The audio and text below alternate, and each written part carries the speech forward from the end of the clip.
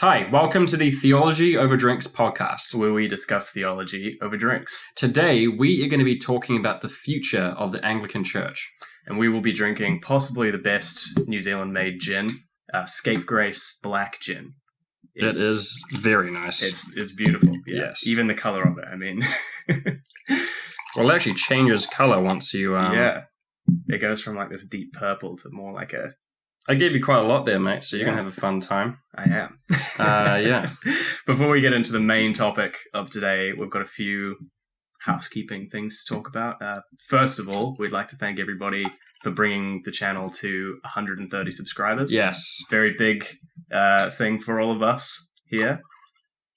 Yeah, it's great to know that we've got support and that people are enjoying the content that we're making. Yeah, and thank you for all the supportive comments and messages that we've been getting on Facebook as well. So really appreciate all that. Yeah, absolutely.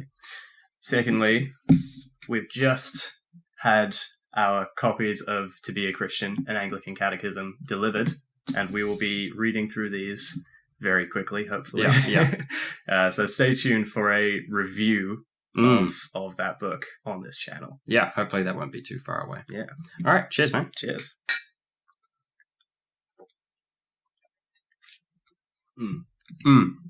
Beautiful. Very nice, very refreshing. Yes. Right, well, let's talk about some of the comments that we've been getting in this series of videos that we've just wrapped up. So we had one sort of funny comment, I guess, from a few people for the video I made about how we need to stay faithful to the church as Anglicans. We got some comments about how, well, that's ironic because the Anglican Church itself was founded because of marital unfaithfulness on behalf of Henry VIII.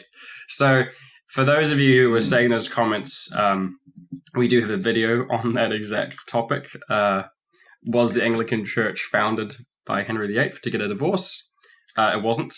Yeah. So if you are thinking about that, I'd recommend watching the video. What are some other comments that sort of stuck out to you? One of the we got the comments a few times that we were talking about the Anglican Church having issues, but weren't getting into what those issues are. So I think a lot of people were confused as to why we were making reference to it if we weren't going to actually talk about that. Yeah, so definitely in the future, not too far away, we will do a video talking about what we see as the main issues in the Anglican Church, why we think people often leave Anglicanism, and we'll address that. And so it needs to be addressed by itself, because the issues that people have in the Anglican Church are not a one-sided thing. It's not necessarily one side has all the issues and the other side's fine. Like everyone has things that could be better. Yeah, and so we won't be presenting just a one-sided opinion on that. Yeah, that's good. Yeah, we also had some comments about how what is the right direction for the church to take. So in our last video, we talked about what are some ways Anglicans can help steer the church in the right direction. We didn't talk much about what that right direction is, but we are going to talk about that today, actually, in this podcast. So, just listen in for that. And lastly, one comment that we got in the Facebook groups that really stuck out to me as well that I want to talk about a bit today was someone said the main issue in the Anglican Church isn't people leaving. In terms of issue, as in like the main reason numbers are dropping in the Anglican Church isn't people leaving, it's actually people dying. Because the demographics of the Anglican Church is most people in the Anglican Church are quite elderly. And so since they're dying, numbers are dropping because of that. That's the main issue. Yeah. And that in terms of actually people leaving the Anglican Church, it's actually not a serious issue at all. It's probably less than what you see in other denominations. So I think, first of all, I'd like to just talk about that a little bit. Yeah. It's definitely true. If you look at the statistics about the average age of Anglicans, it is more elderly. if you look at the falling numbers in the church, because obviously in every country, especially here in New Zealand, every time there's a census and they ask people to say what their denomination is, it's going down and down and down for Anglicans. That is primarily due to the elderly population passing away. So what's the solution to that? Well, the solution obviously is to start having more and more youth in our church, young adults, high school age people. That's the most pressing concern that the church faces. And I'd say everyone who's keeping an eye on how things are going would agree with that. That's what we really need to be focusing on, because, in a couple of decades' time, our church is going to be tiny. Because most Anglican congregations, everyone's fairly old. So what are we gonna do about that? How can we attract youth to the church? And also, is that a distinctly Anglican issue? It is the Anglican Church itself not doing a very good job of attracting youth. I think this is a major issue, because that very problem leads to this kind of modernizing tendency in the church. While we see these big kind of Pentecostal mega churches that are growing massively, and they've got heaps of youth involved, and it's like, well, what are they doing that we're not doing? Oh, they have smoke machines. They have all this big production stuff. They look like a concert, and that must be appealing, and that must be drawing people in, right? Right. Yeah. The thing is that as far as I can see, well, one issue is that Anglican churches are just kind of never going to be able to do that as well as the big Pentecostal mega churches are, whether it's an issue of funding or an issue of venue size, an issue of the people in the church and their capabilities. Like we've just said, the average age is very high comparatively. Yeah. So there is a disparity between what they're doing and what we would be able to do if we were to copy that format. But secondly, the question is that actually the thing that is attracting people, or is that a wrong mentality? Because I think you find in a lot of churches, smaller churches try to replicate that, and they don't see much growth. So then you look into the actual statistics of these mega churches that are growing, you tend to find that, firstly, most of the people that are switching, that are going to those churches, are already Christians. They've switched from other churches. So it's mostly the reason why these Pentecostal mega churches are growing so rapidly is because people who are already Christian are church shopping, for lack of a better word. They're leaving their other churches or their other denominations and going to these bigger, kind of more well-known centers of Christianity and social gathering, I suppose. And so that leads to massive growth, but there's also a very high turnover in those churches. So the statistics are showing that the average sort of period of time that someone spends at a mega church is only around 10 years. And then they either leave the faith entirely or they just go to another church, and it's usually one of the more mainline churches.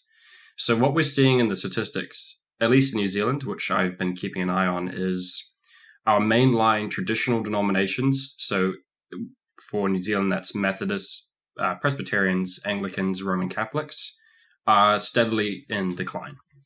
Especially Methodists, Presbyterians, and Anglicans, we are declining at the same rate. Roman Catholics are declining less, but that's, at least here, mainly due to immigration. So we have a lot of immigrants coming into the country, and lots of them are Filipino. And the Filipino community is very staunchly Roman Catholic. So most Roman Catholic churches you go to in Auckland, which is where we're from, most people there are Filipino.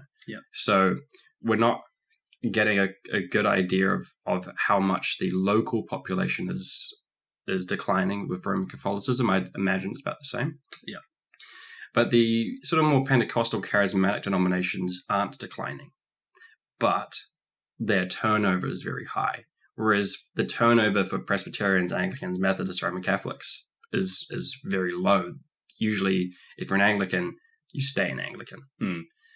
But you made a really good point earlier. You said we're not going to be able to do the big charismatic show as well as those churches. Yeah. I think, honestly, a big reason for that is church property. Yeah. Most church properties that the Anglican Church has are old-fashioned buildings. The architecture is that the altar is the center. There's an aisle. That just doesn't suit a big show with the smoke machine and the strobe lights and a band. Anglican Church, they're not designed for a rock band. There's nowhere to put them. They'd have to go in the sanctuary or something, and no one wants to do that. At least I hope so. So we can't imitate them. They're just going to do it better. And if people are looking just for the show, I don't think we're going to be able to keep them. And I think it's really important for us as Anglicans to stick to our guns and just keep using what is distinct to us. Yeah. So for Anglicans, our big distinctives is, for instance, that we have a liturgy.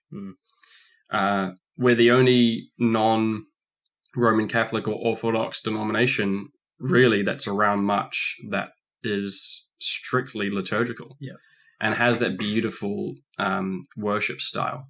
And Anglican churches that sort of jettison that in favor of a more charismatic style to appeal to youth, what they're doing is they're just sort of eliminating Anglican identity. Yeah. And sooner or later, if that keeps on going, being an Anglican doesn't mean much at all. And then I think we're going to see numbers decline even more. It's just sort of the general rule of things is, what do you have that no one else has? Yeah, exactly. That's the rule of business. That's the rule of dating. That's the rule of, just in terms of the numbers game of growing the church. Yeah. We need to be reinforcing our strengths. Yeah, absolutely. Yeah. Trying to appeal to the things that other churches do better than us will ultimately, I believe, lead to much faster decline in our denomination. When it comes to things like liturgy, I think a lot of people have this idea that, that's old-fashioned, the youth of today aren't really into that kind of thing. They're into the big social event and the production, the smoke machines, the lights and all that.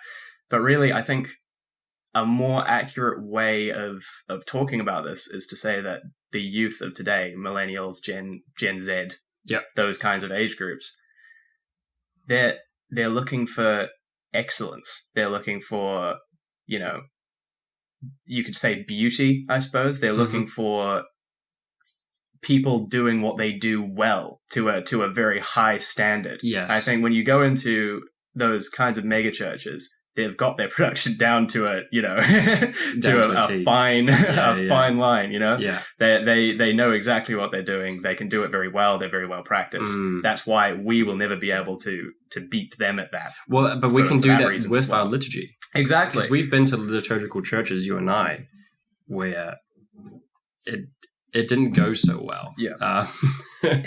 Unfortunately, a lot of those are from the more Anglo-Catholic side of the spectrum big as well. mistakes were made, really awkward moments where no one knew what to do, or... That is very unattractive for people, especially people that don't know what's meant to happen. And also just the music. The music is so important to the youth of today, I've found, and traditional hymns that are organ-based, I think, is appealing to people because they are beautiful. But most Anglican churches, just to be honest, that I've been to that have that style of singing, and our church has that style of singing too, so it's terrible. The congregation aren't singing, they're pretty much just mumbling through it. No one really knows what the tune is. Sometimes the organist will make big mistakes. Not at our church, of course, but just other ones I've seen. It doesn't go well, And then if you're a newcomer, if you're sort of a visitor, you're like, you don't know what the tune is. You're trying to listen out for it and you can't tell. And it's just not working. This guy behind you and he's singing this tune, but then the guy on the left is, what? Yeah. So if you want to have, I guess, a worship service that is appealing, it's not about not being liturgical. It's about doing liturgy right, or like what you said, with excellence. Yeah. Have everyone know what's going on before the service. If there's the thurifer or the liturgist or the intercessor, make it clear to them what their role is, when they have to come up, what they're doing. The make sure the organist is only playing songs that they're comfortable with playing, and even maybe look into having a worship leader with the singing. Now, not in a big Pentecostal way of like having them up on a stage with the mic, but you could have someone near the front who has the loudest voice, who's a good singer, who knows the songs in advance, and they're singing. And that's someone that the congregation can sort of look to lead them. All that stuff is really important, I think, for the youth that I've found. They don't want to feel like they're out of place and they don't know what's going on. Yeah, absolutely. Yeah. And I think some people might say, well, isn't that making it too much like a performance? Isn't that taking the authenticity out of it and making it more like, we're putting on a show for you and it's going to look great. You guys are going to love it, but it's not really that authentic. Well, I think in response to that, I would say, if we are trying to present liturgy as something that's important, then why wouldn't we care about the effort we put into presenting it, right? I mean, yeah. Making it good doesn't make it fake. It should be good. That's the goal. Yeah. Liturgy is made to order the worship and make it good. That's the whole point of liturgy, is it's ordered. The priest, exactly, does these things at this time, and even down to the clothing he wears. He puts on a chasuble at a certain time in the service. Everything already has that structure. We need to get away from this sort of mentality that what is best for worship is just sort of off the cuff, and if you're putting too much thought into it, then it's not authentic. I don't think that's true. And that there is obviously a line where it becomes fake. Like, I've been listening to the Sacramentalist podcast recently. Yeah, shout out to them. They're a great absolutely. podcast. So if you want more Anglican content, listen to them. Yes. Yeah. One of the things that they've said a few times is people, when they say the liturgy is, they put on a voice, they put on a nice English accent, and they, or something along those lines, and it makes it kind of fake. And it's like, well, maybe don't go that far, but do the liturgy in the way it's meant to be done as best as you can without changing who you are, I suppose. Yeah. That's really the point that we're trying to get across. And I think that will be attractive for a lot of people of all age groups, really. Mm-hmm. But also, we do see a tendency today, I think, a lot of younger people are very interested in tradition, in traditional types of worship and thought, philosophy, that kind of side of things. It is something that is being rediscovered by younger people. You see that in the trad cath movement, for instance. Yeah. There's a lot of young people getting involved in that at the moment. So the idea that tradition is bad and is unattractive is just not true. It's not true in our experience. We're young people and we love liturgy, and I've seen many young people from churches that weren't liturgical come to our church because they wanted that liturgy, and their life is so filled with technology and modernism that they crave that more traditional sort of down-to-earth style where there isn't a big screen and big lights, and it's more earthy. Yes. And they crave that. So, don't have this mentality that in order to attract youth, you have to not be traditional. I don't think that's true at all. Yeah. Absolutely. Right. So just one more point to mention in terms of attracting youth, because that's really the most pressing concern for the future of our church. They are our future. Of course, that doesn't mean that sometimes when people say, youth are our future, it's like we're sort of saying they're not part of the church at the moment. They're going to be the part of the church later. Yeah. What we mean by they're our future is that, they're our insurance in a way, because they're not going to die. They're not. They're going to live on for a long time. So if we want the Anglican Church to survive, we need more youth. And so, in terms of attracting them, there's youth groups. Really, just want to encourage people to set up youth groups in their church. It's so important to do that. Yeah.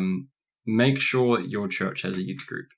If you don't have any youth at your church, so you can't have a youth group, look into how to start up one and ways to evangelize them and get them into it. But even I've had recommended to me some things like even just go through your baptisms at your church that were performed, let's say baptisms that were performed 14 years ago, and you'll have a couple of people there. And if you have their contact details, you can even just get in touch with them if they're not at your church anymore. Hey, you were baptized at our church, or you were confirmed at our church. We're setting up a youth group. Would you be interested in coming? Just things like that. Get in touch with local schools. Yeah. We won't talk about that for too much longer, but yeah, please set up youth groups. That's the best way to get youth into your church, because youth will only be at a church that has a youth group. Yeah. If your church doesn't have one and the one down the street does, they'll go there. Yeah. Because what they're looking for is that camaraderie, that friendship, and they can have that with a youth group. So set that up. Because we need to ensure that our church has a future, and youth is the way to go. Yeah, absolutely. Okay, so do you have any more comments to make about youth, the Anglican Church, and how to appeal to them?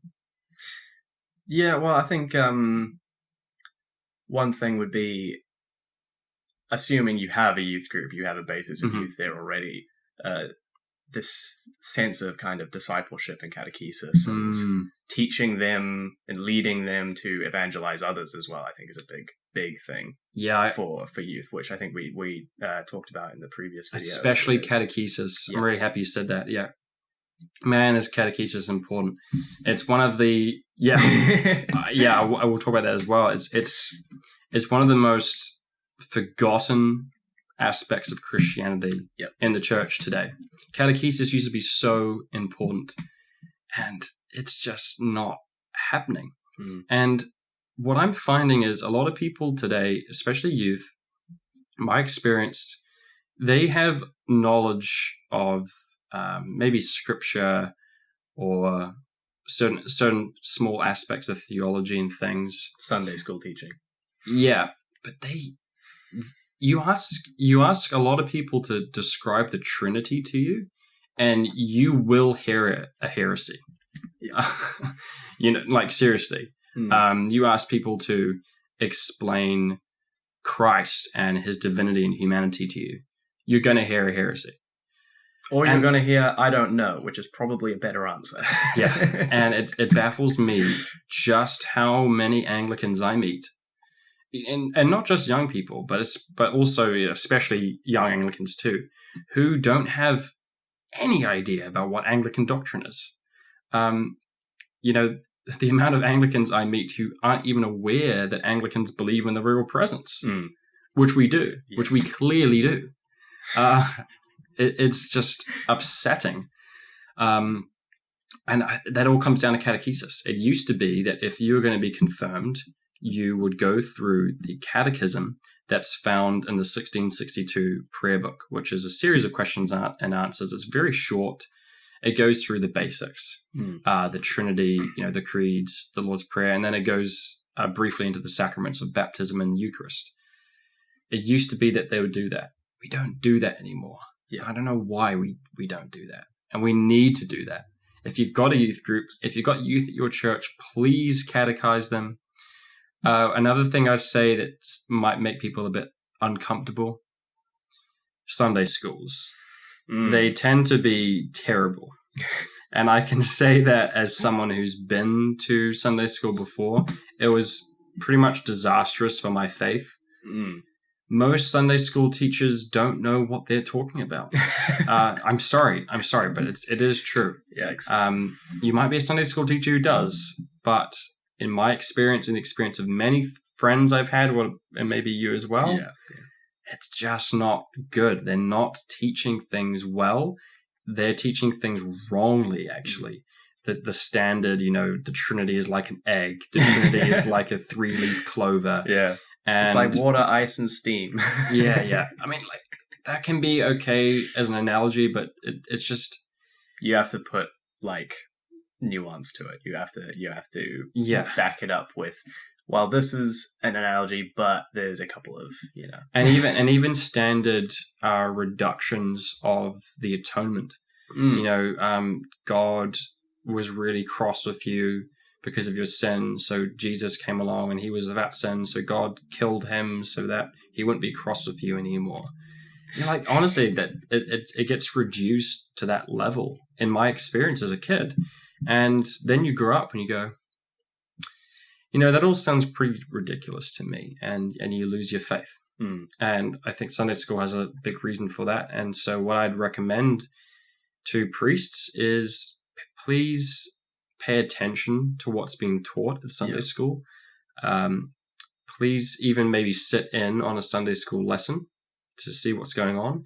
If you know that it's Trinity Sunday coming up, for instance, and your Sunday school teacher will be looking through the Trinity, sit down with them and go over the Trinity.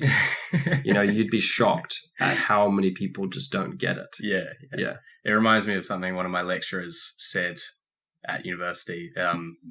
Churches tend to have their best theologians, their best teachers in the adult church, teaching and leading the adults. And then the newer people, the young people, maybe who are just in seminary or whatever, they get sent to the kids' church and they teach the kids.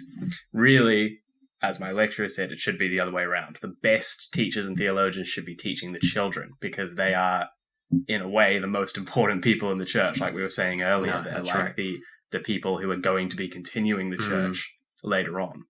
So really, all the best teaching and theology should go into them. The most effort should be put into them. And then the people who are just learning how to preach, how to teach, they can go into the adults' church because hopefully the adults already have their own basis of faith that they can go off, right? No, you're right. Yeah. Okay, so that's Sunday school. Well, then let's talk about the future of the Anglican Church in a broader sense. But before we do that, let's have a top up, eh? Yeah, I'm getting pretty low. Okay. All right. What are your thoughts on where the Anglican Church is headed? I think we have 4 paths ahead of us that essentially the hierarchy needs to make a decision about. The archbishops and at Lambeth conferences and so on and so forth. There are 4 paths ahead of us, and I believe that one of them is the right way to go. So we'll just talk about that for a little bit, okay? And I don't see any other path the church could take other than one of these 4. Yeah. So let's just, before we get into those, let's just make it clear essentially what's going on. In the Anglican Church, there is huge divide between liberals and conservatives, right? Yeah. Obviously. It's been like that for a long time now. It's centering on the big, hotly debated topics, such as same-sex unions, same-sex marriage, same-sex same-sex attracted people, whether or not they can be ordained. That's like a huge one. It used to be over woman ordination. That's sort of not the issue anymore. Well, it still is to some degree. To some degree, but I think the people who are upset with that have already packed their bags, so to speak. A lot of them have gone to the continuum, though. Yeah.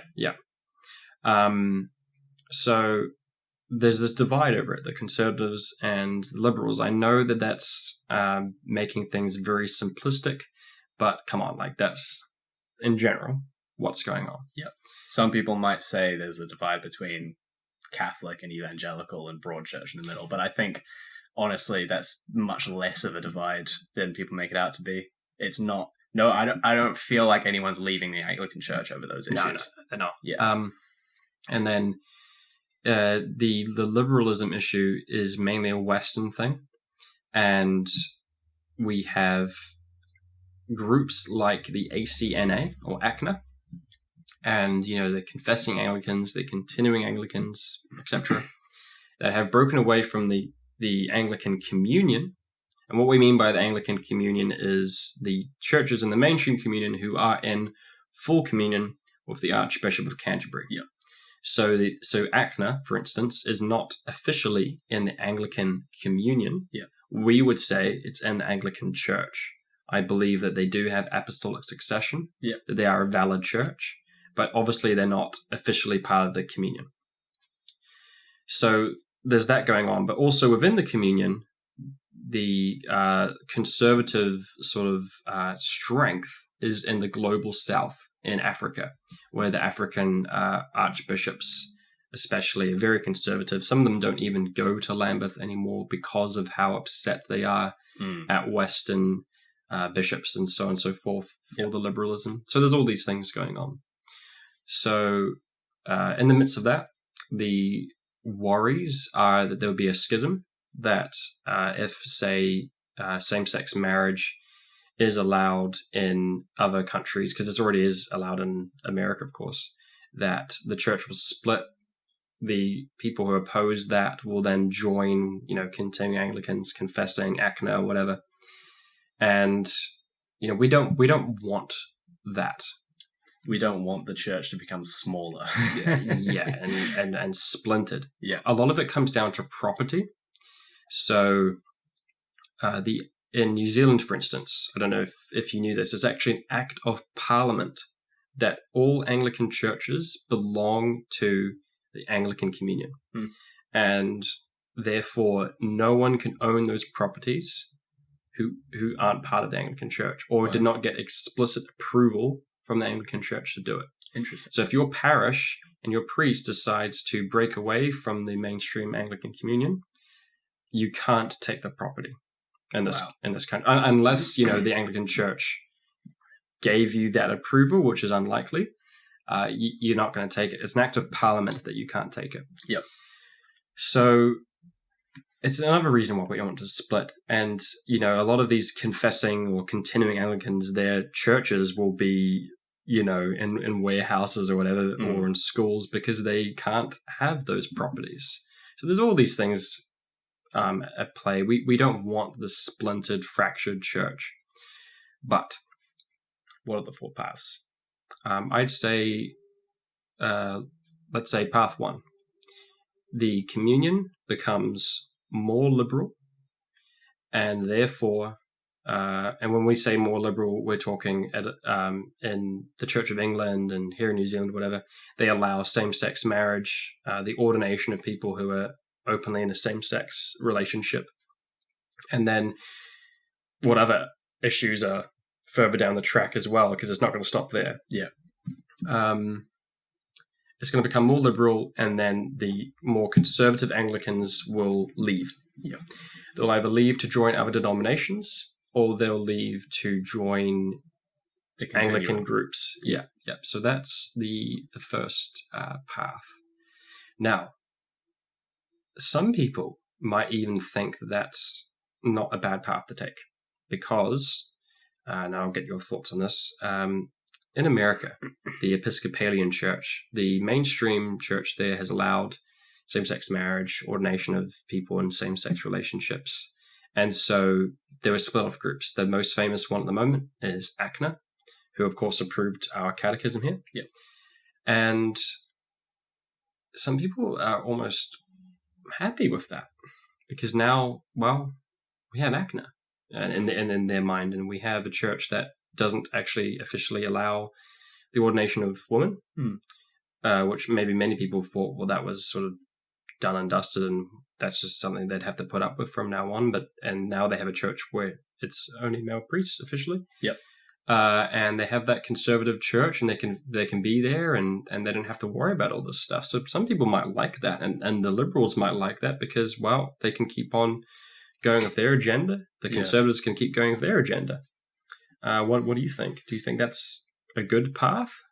Well, firstly, I don't think it's sustainable, because obviously the Anglican Church as a whole is shrinking. It's not just those in communion with Canterbury. It's not just the Episcopal Church. It's not just ACNA. We're all having the same issue. So splitting into smaller groups isn't exactly going to help anything. No. It's only shrinking the church more. And our outsiders will see it and just think, nah. Yeah. And honestly, like, a big thing that makes, I think a lot of Anglicans who leave become Roman Catholic, and Roman Catholic apologists will go on about that. Well, look at the Anglican Church; it's all falling apart. Come to us where we're united. It's not a good look. Yeah, But other than that, I mean, on the issue of unity, obviously the church is meant to be united. Mm-hmm. So the Anglican Communion, or the Anglican Church, as you put it, it should be doing everything it can to bring everyone back in together, I would think. Yeah. Obviously, that doesn't mean compromising on issues of orthodoxy, but when it comes to this kind of liberal-conservative break, mm-hmm. this disunity, I think there's a lot of grace that can be had on both sides to unite the church more than it is now. I think the church, while there are some things that people can't compromise on, I think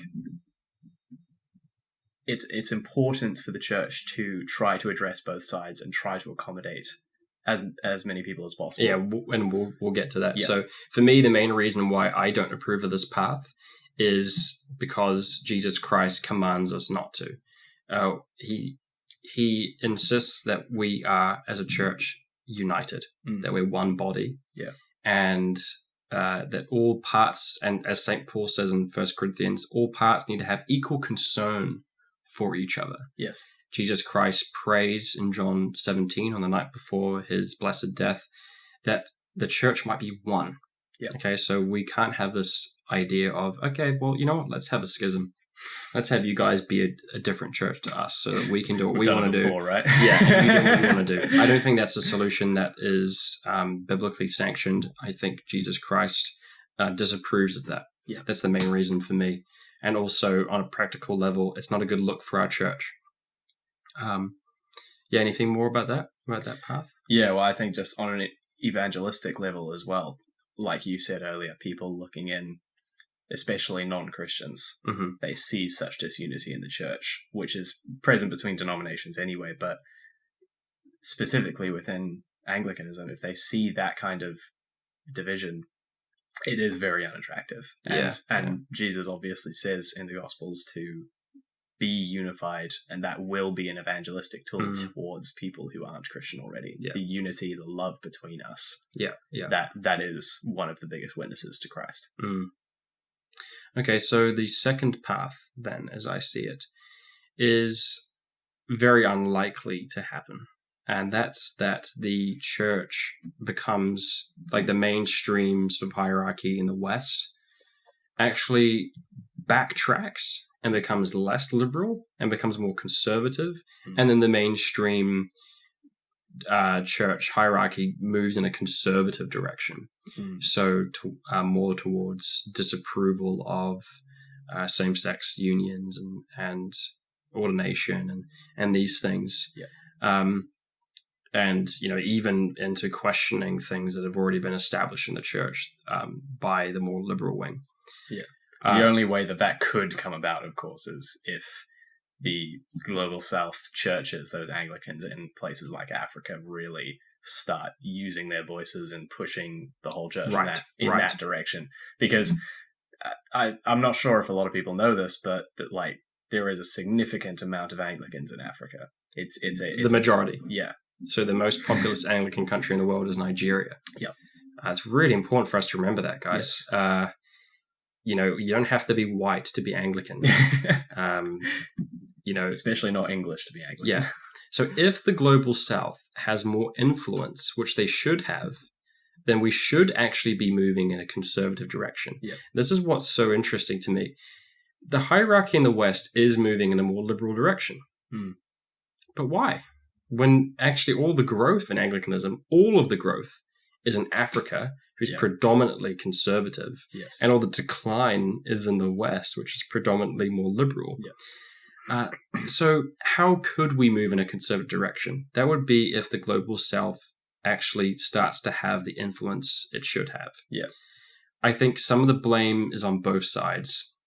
The West not listening to Africa enough or respecting Africa enough, but also African bishops refusing to participate in dialogue. I mean, there have been a lot of African bishops who haven't showed up to the Lambeth Council, for instance, Lambeth Conference, and that's obviously one of the biggest deciding groups in the Anglican Communion as it is now, and like, I understand where they're coming from in that they feel like they're not being heard. But if they were to really push their influence more, then maybe they could affect the direction of the church. Yeah. Oh, you're right. So if you're an African bishop watching, please participate in the dialogue. Please turn up to the Lambeth conferences, for instance. And if you're on the Western end, please look more into Africa and remember that they are the largest populous group. Yes. So we need to respect what they're saying.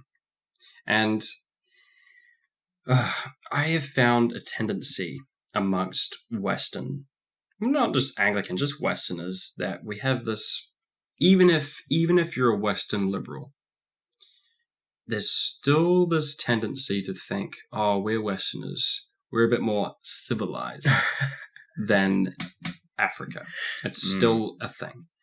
And I think that's very prevalent amongst the liberals. So a lot of Western liberals have this mindset of, the Bible was an uncivilized time. We're more civilized now, so we have different beliefs now to what they did say in the time of Scripture. And so we need to move on. As for Africa, well, they're a little bit uncivilized, and so we're not going to listen to them as much. That's racism, and it's not true. So it just needs to stop. Yeah, and any kind of thought in that direction obviously is... It's funny because they say they're civilized, but that's obviously a product of a more uncivilized time. Exactly. The racism of the past is obviously something that's abhorrent, and we will not stand for it. That's right. So we need to be listening to Africa more, respecting what they have to say. Yes. Which is predominantly conservative. All that being said, I don't think this is going to happen. At least not for a while. Because the establishment is too entrenched in Westernism. I don't think we're going to have an African Archbishop of Canterbury for a long time. And by African, I don't mean necessarily just ethnically. I mean it as in they live in Africa. They're totally from Africa. Yeah, you might have an African Archbishop of Canterbury who's lived in England for a long time, but it's just the hierarchy is still predominantly entrenched in the West, and I can't see that changing for a long time at least. So, yes. Then there becomes a kind of a middle path. Yeah, but I'll just also say with this, it could actually just lead to the opposite issue, where if the church goes in a more conservative direction, well, now the liberals are on the sort of defensive or whatever, and maybe they're going to start to split off, and it's not a good solution. It leads to the same issues. Issues we've already mentioned about unity and everything. One last path before we get to what we think the church should be doing is that the church basically does nothing and just stays how it is. Yeah. So no liberal direction, no conservative direction. Just leave it as it is. Preserve. Which is, well, kind of not possible at this point, it's right? It's just, it goes against the laws of gravity. It goes against all the laws of just human beings and psychology and culture and you can't stay the same. Nothing can ever stay the same. There has to be movement. There has to be change. It's just the laws of physics. Even if there's no change within this generation, right? The next generation of Anglicans, if there are any, will be. But they will change anyway. I mean, demographics change throughout generations anyway. So even if nothing changes within our lifetime or within our generation, there still will be change in the future. So that alternative is not really something that's possible. No, but I think that needs to be reminded of people, because a lot of people have this mindset of, okay, if everything can just stay the same, it'll be okay, and I hope it all just stays the same. It's not going to stay the same. Yeah. It's going to change. So you need to be an agent of change to change so that the church changes in the direction that you want it. Yeah.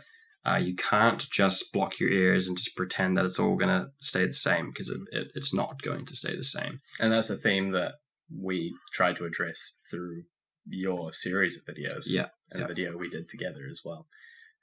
Let's stop ignoring the fact that people are leaving. Yeah, exactly. And this is a thing that it transcends age groups as well. It's not just an issue of youth. It's not just an issue of the elderly people. This is something that everyone needs to be addressing. Yeah, that's right. Because even if you're in the more elderly age group, it's still, the church is not going to be the same as it is now in the next 5 years, 10 years, whatever. So it's something that everyone needs to be thinking about. Yeah, for sure. So what is the path that we think the Anglican Church needs to be taking then? What's the fourth path? And what I would say is that we need to have a solution where the conservative wing of the Anglican Church can be in full communion with Canterbury, but also retain their practices and their beliefs. And also the liberal wing can be in full communion and they can retain what they want to do. And we can actually all still be in that communion. So a good example of how we could see this come about is if ACNA is recognized by Canterbury as being in full communion with the church. Yes. I think that has to happen. It's so imperative for me that happens, where we can have in America the Episcopalian Church still be around and ACNA still be there, but they're both in full communion with Canterbury. Yep. I don't see any other solution, to be honest. Yeah. And, you might go, well, that's so weird because ACNA and the Episcopalian Church are so different. How could they both be in full communion? Well, we're in full communion with the Lutheran Church and the old Catholics, for instance. And the Polish Catholics. The National Catholic Church of Poland or whatever it's called. And we have a lot of differences of them. We certainly have a lot of differences with the Lutherans, but we're in full communion with them, or with some of them. So I don't see why not, to be honest. I think the reason ACNA is not in full communion is more for political reasons. Yes. About, we don't want to upset, the Episcopalian Church if we give full communion rights to the group that's split from them. But I think you're just going to have to bite that bullet because things aren't very good right now. Yeah. There's definitely sacrifice that has to be made on both sides. Yeah. No matter what, people are going to be upset. Yes. And that's not, part of the fundamentals of Christianity itself is sacrifice, right? Yeah. I'm not saying that people need to compromise on things that they find to be central Orthodox values, right? But to be able to unify the church and to include those people who you disagree with, but they're still Christians, they're still Anglicans, right? There really does need to be some sacrifice made on both sides. Yeah. And that's not a bad thing. That's a good thing. In fact, it builds character for both sides. That's right. If the liberal church is always getting their way, then they will have a mentality of, well, we're right, so we don't need to listen to anyone else. If the conservative church is always getting their way, they will have this mentality of, well, we're right, we don't need to listen to anyone else, right? That is a bad mentality for both of us. We should always be listening to the other side. We should always be listening to people who disagree with us and learning from them and trying to be gracious and be, self-sacrificial, I suppose. That's exactly right. Yeah. To be honest, what my dream is, and I know for many people it just sounds unrealistic and that it could never happen, but my dream would be that we can even share church property. Because a lot of this just comes down to property. It's kind of funny if you think about it all. That you could have a church where on Sunday at, say, 10 o'clock, the Episcopalian Church, which is more liberal, has it. And then, 12 o'clock, the Anglican Church of North America, ACNA, they use it. And they share this property. So there's not all this drama and strife and anger and rage over property. Because a lot of parishes, they want to leave the Episcopalian Church because of the liberalism, and they're not allowed to. They're not allowed to keep their property, and it even gets into the law courts, which Saint Paul commands against. That Christians should not be taking each other to court. It's a terrible look. Yeah, terrible look.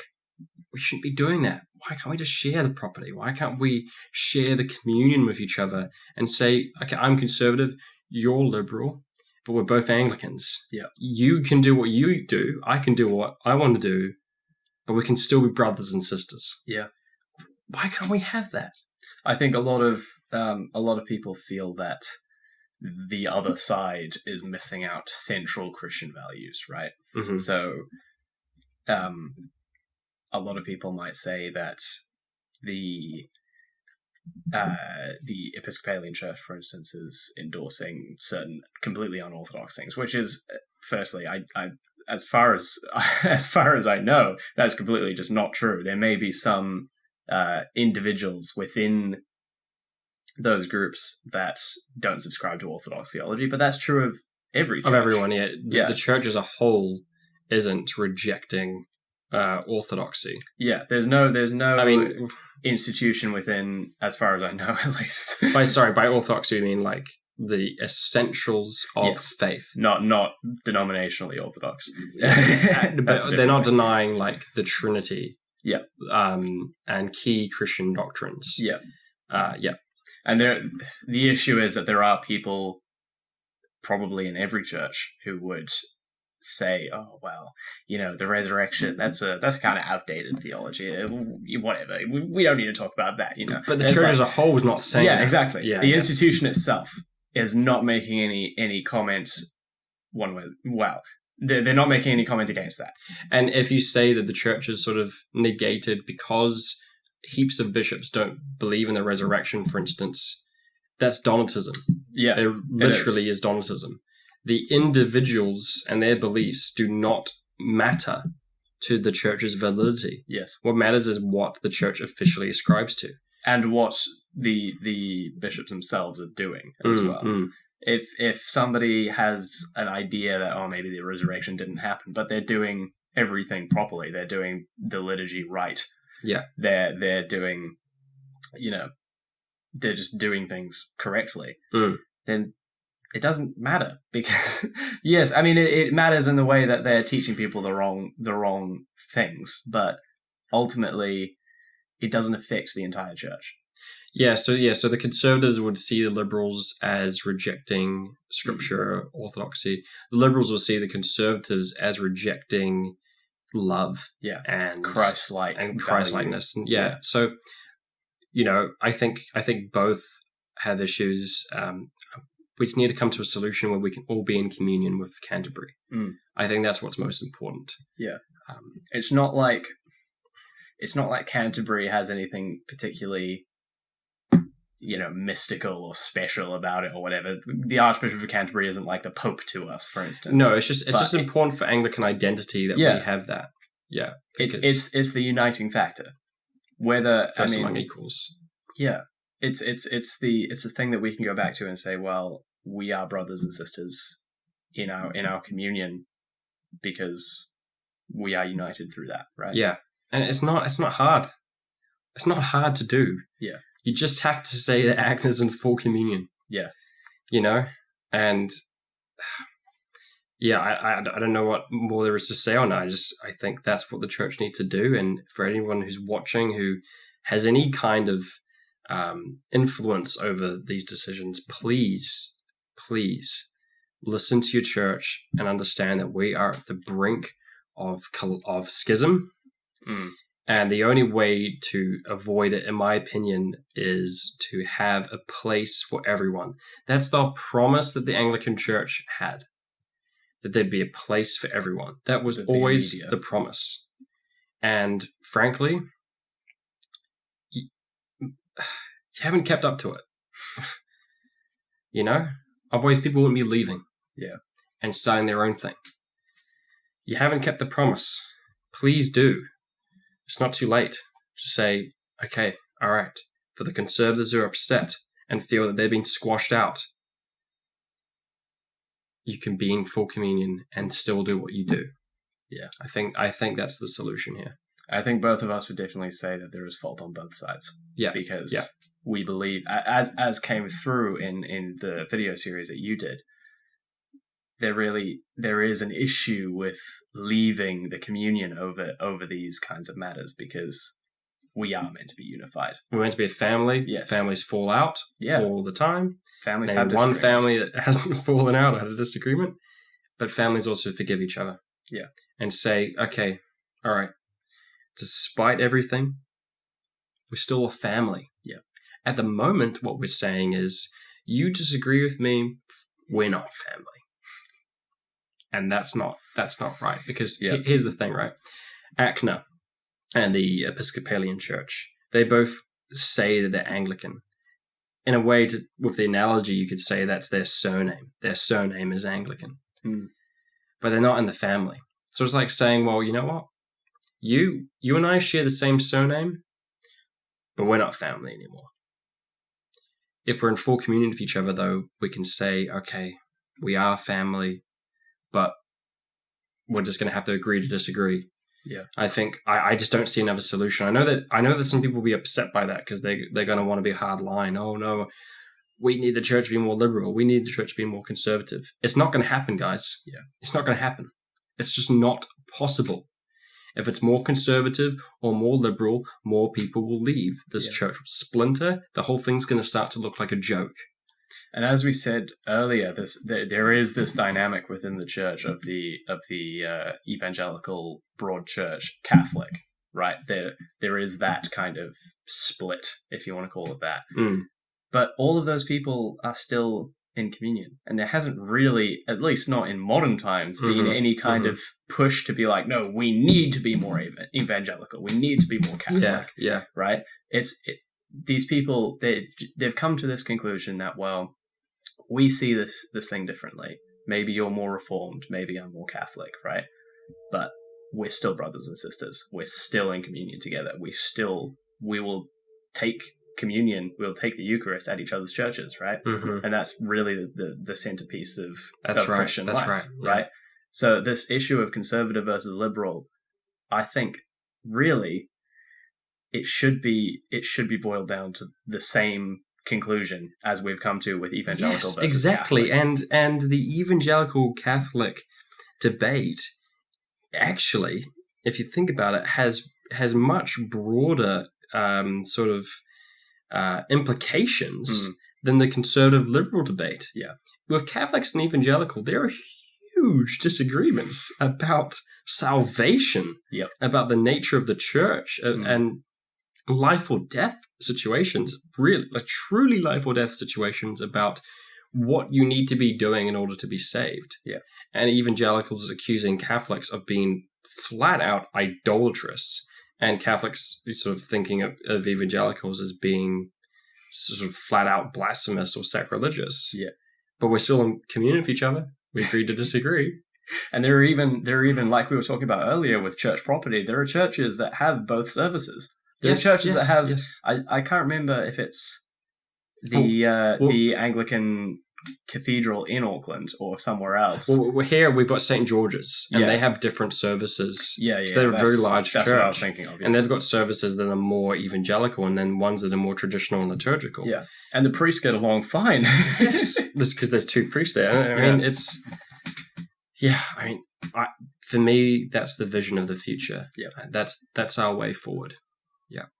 Do you have anything else to say with that? Before we finish, I want to read a little quote from a book I'm reading at the moment. Yeah. Well, I think just the main point is that ultimately unity is the most important thing. Yes. And this is something that's been very important for me as somebody who's come out of a non-denominational tradition, if you want to call it that.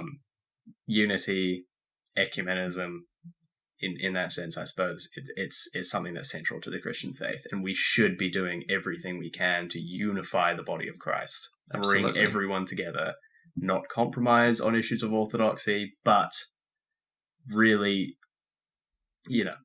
strengthen the bonds, stop pushing people apart for issues that aren't as important as Absolutely. As our Lord said, he prayed that the church might be one.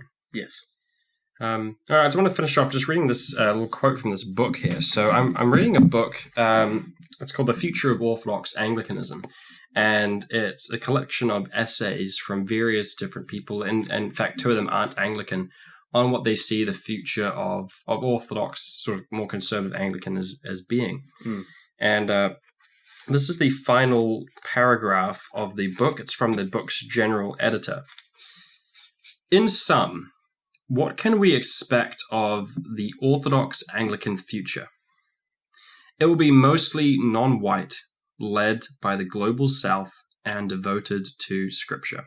That's so important. I think that's the most important comment, actually, in this paragraph. The future of Anglicanism is non-white. It's African. Yeah. African population rates are skyrocketing.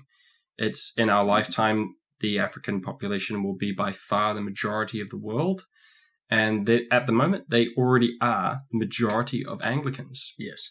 So they are going to have a much bigger influence, and it's time to give them their respect that they deserve. Yeah. To listen to what they have to say. Because of its non-English and non-American majority, it will insist on different ways of choosing its overall archbishop and different ways of governing the communion. That's right as well. So there's going to be a certain point where this Western entrenchment of our hierarchy is going to have to give way to Africa. That's just a fact. It's going to have to give way to it. The growth of GAFCON and ACNA will ensure that it resists the call to overturn the marriage of one man and one woman. Not sure about that, but I think the overall communion, I don't know if we can say black and white. It will resist that. America's already said that same-sex marriage can be allowed. So I don't know if I agree with that. But it will aggressively evangelize and missionize, even under persecution.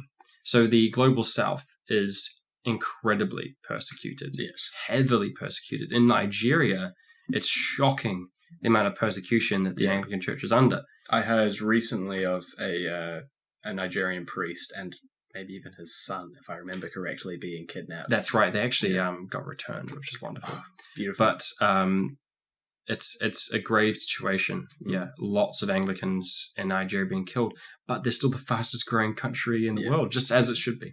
Yeah. Right? The church should strive under persecution. But what we're seeing in the global South is they're so evangelistic and so missional. It's the probably the biggest focus they have is evangelism. Yeah. And when their influence starts to have the power that it should have in our church, I think we're going to become much more missional. Yes. And just on that point, everyone in the Anglican Church, communion, whatever, should be praying for the African Church. Absolutely. The persecution that they're going through and the lengths to which they're going to preach Christ to those around them. It's incredible. It's inspiring. And we should be praying for them to be strong under persecution. They are our future. Yes. The West is declining. They're growing. They're our future. Absolutely. More will attend to Catholic substance, finding in ancient liturgy and sacraments the beauty of holiness and the power of the gospel. That's the final sentence of this book. So I think that's really important as well, is that in the end of the day, what Anglicans have that no one else has is that we have liturgy, we have tradition, we have the sacraments and the true respect of the sacraments. We have apostolic succession, we have a priesthood, but we also have the full weight and power of the gospel. That was the whole point of the English Reformation.